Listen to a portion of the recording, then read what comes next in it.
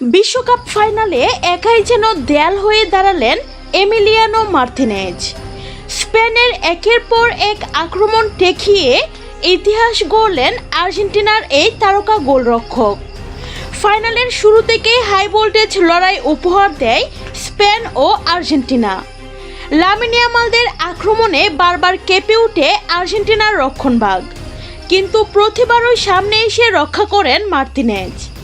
কখনো দুর্দান্ত হেড, কখনো শক্তিশালী ফ্রি কিক, আবার কখনো ডি বক্সের ভেতর থেকে নেওয়া শট, সবকিছুই অবিশ্বাস্য দক্ষতায় ফিরিয়ে দেন তিনি। তার একের পর এক অসাধারণ সেভ দেখে হতবাক হয়ে যায় স্টেডিয়ামে উপস্থিত দর্শক থেকে শুরু করে পুরো ফুটবল বিশ্ব।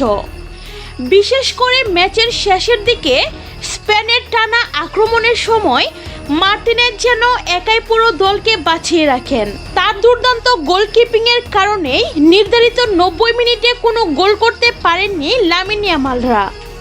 শেষ পর্যন্ত বিশ্বকাপের সবচেয়ে বড় মঞ্চে নিজের অসাধারণ পারফরমেন্স দিয়ে আবারও প্রমাণ করলেন বড় ম্যাচের আসল নায়ক শুধু গোলদাতা নন, গোলপোস্টের নিচে দাঁড়িয়ে থাকা এমিলিয়ানো মার্তিনেজও।